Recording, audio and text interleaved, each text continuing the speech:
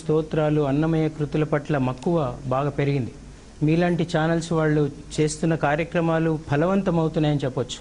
ఎందుకంటే ఇందాక మా గంగాధర శాస్త్రి గారు చెప్పినట్టు అశాంతిని ఇచ్చే అనేక కార్యక్రమాల మధ్య శాంతిని వెతుక్కునే మార్గంలో ఇలాంటి కార్యక్రమాలు, ఇలాంటి పాటలు, అన్నమయ కృతులు మీరు అత్యధికంగా ప్రచారం చేయడము, అలాంటి కార్యక్రమాలు చేయించడము, కోటి దీపోత్సవాలు అలాంటివన్నీ కూడా చాలా అద్భుతమైన ఫలితాలను ఇస్తున్నాయండి. నా దగ్గరికి చాలామంది పిల్లలు ఇంతకుముందు చేరడానికి వచ్చినప్పుడు ఒక పాట పాడు నాన్న అంటే సినిమా పాటలు పాడేవాళ్ళు, ఏదో ఒక పాట పాడేవారు. ఇప్పుడు చాలామంది పిల్లలు ఆడిషన్లో భక్తి గీతాలు పాడుతున్నారు. ఇది ఇంత ప్రాచుర్యం పొందడానికి స్వామివారు చెప్పినట్టుగా సంకల్పం అండి.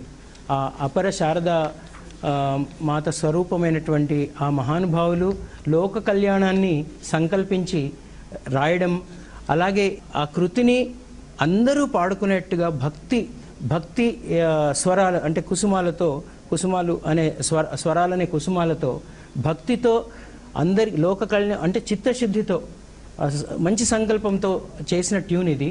ఇందులో ఏం లేదండి, చాలా 4-5 స్వరాలు ఉంటాయి. ఎందుకంటే శంకరాభరణం బేస్ చేసుకొని ఉంటుంది. స ని స స స స సరి స ని స స స స సరి సరి న ర ర ర ర ర. అలాగే మన స్వామివారికి ఆ లయ తక్కిట్ట తక్కిట్ట తక్క తక్కిట్ట తక్కిట్ట తక్క తక్కిట్ట తక్కిట్ట తక్క తక్క ధీమ్.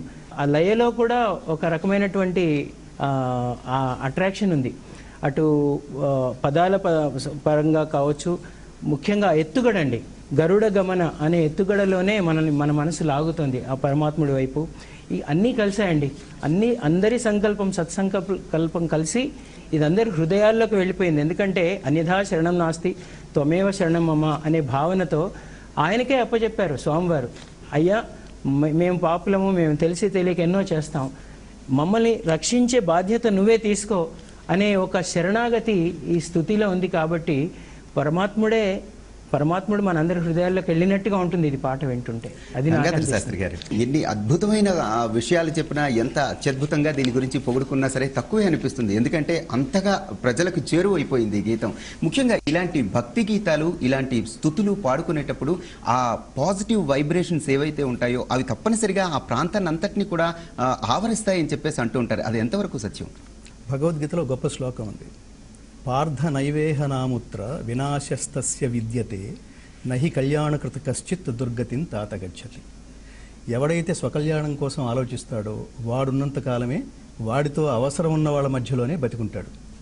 ఎవడైతే లోక కళ్యాణాన్ని కాంక్షిస్తాడో వాడు లోకం ఉన్నంతకాలం మిగిలిపోయి ఉంటారు. వీళ్ళని మామూలు మనుషులతో, భారతీయ తీర్థస్వామి వారు లాంటి వాళ్ళని మామూలు మనుషులతో మనం పోల్చరాదు. వాళ్ళు అంటే పూర్తిగా పరమాత్మ స్వరూపులు అంతే. వాళ్ళ తపస్సు వల్ల వాళ్ళు ఏది మాట్లాడితే దాని ఫలితం అనుసరిస్తుంది. మహా ఋషుల వాక్యాలు ఎలా ఉంటాయంటే వాళ్ళు సంకల్పించక్కర్లేదు, సంకల్పం తర్వాత ఫలితం అనుసరించడం వేరు. యాథాలాపంగా నోట్లోంచి ఏదొస్తే దాన్ని ఫలితం అనుసరిస్తుంది. అలాంటి గొప్ప దార్శనికులు, గొప్ప ఋషులు వాళ్ళు. ఇప్పుడు నేను ఇందాక మళ్ళీ ఒక్కసారి వింటున్నప్పుడు నాకేమనిపించిందంటే ఈ కీర్తనలో ఉన్న ప్రత్యేకత ఏంటంటే ఆ పదాల్లోనే, ఆ నడకలోనే ఒక లయ ఉంది. తక్కిట్ట తక్కిట్ట తక్క తక్కిట్ట తక్కిట్ట తక్క. అలాంటివన్నీ డెఫినెట్గా మనం జనరల్ పామర భాషలో చెప్పాలంటే అవి హిట్ అయి తీరుతాయి అంతే. మామూలు సాహిత్యాలు కాదు అవి. దాన్ని పట్టుకున్న వాడే మహాకవి శ్రీశ్రీ. ఆయన రచనలన్నీ అట్లా నడుచుకుంటూ వెళుతున్నట్టుగా, అట్లా పరిగెత్తుకుంటూ వెళుతున్నట్టుగా, మెట్లెక్కేసి వెళ్ళిపోతున్నట్టుగా అలా ఉంటాయి. మరో ప్రపంచం తక్క తక్క తక్క తక్క తక్క తక్క అట్లా వెంటపడి దాన్ని వీళ్ళు, నాకు తెలిసి ఇది కురంజీ రాగం అనుకుంటా. ముద్దుగారే యశోద ముంగిట ముత్యమువి ఆ రాగంలో కూర్చబడింది ఇది. తర్వాత జనసామాన్యానికి అందుబాటులో ఉండే రాగాల్లో ఎవరైతే కూరుస్తారు అంటే మన సినిమా భాషలో చెప్పాలంటే కొన్ని రాగాలు మాత్రమే, అంటే మన ఛాందసంగా ఉండకుండా చాలా లలితంగా, ఇప్పుడు ఉదాహరణకి హిందోళ, ఉదాహరణకి మోహన, ఇలాంటి రాగాల్లో ఎవరు సంగీతబద్ధం చేసినా కూడా ఆ పాట హిట్ అయి విజయం వరించి తీరుతుంది.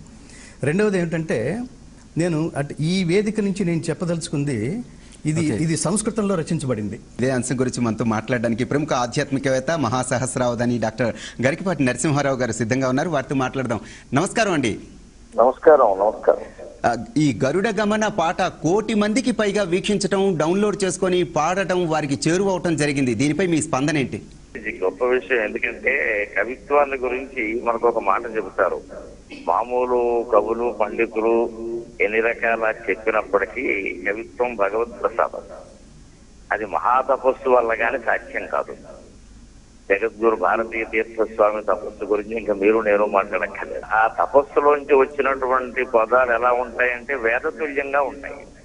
గరుడ గమన తవ చరణ కమలం ఈ కారణంలోనే గరుడ గమనంలో ఒక ప్రత్యేకత ఉంది. అసలు ఊరికే గరుడ గమనానికి గరుత్మంతుని మీద ఎగురుతూ ఉంటాడని చెప్పడం కాదు. పక్షి ఎగరడంలో ప్రత్యేకత ఏమిటంటే పక్షి నడకలో అడుగుజాడలు ఉండవు. మహాతత్వవేత్త జిడ్డు కృష్ణమూర్తి గారు తన తత్వాన్ని గరుడయానం అని ఒక పుస్తకంలో రాశారు. దానికి ఆయన గరుడయానం అని పేరు పెట్టారు. గరుడయానం అంటే గరుడ మార్గం ఎటువంటిది అంటే ఆ మార్గం ఇంకోళ్ళకి అందదు, ఇంకెవరు వెళ్ళలేరు ఆ మార్గం. ఎందుకంటే అడుగుజాడలు ఉండవు. మన రోడ్డు మీద ఎవరైనా వెళ్ళారనుకోండి, ఈ దారిని వెళ్ళారండి అని చెప్పడానికి ఉంటుంది. ఏదో 50 మార్కులు బాణం గుర్తులు ఏవో ఒకటి ఉంటాయి. గరుడ గమనంలో గుర్తులు ఉండవు.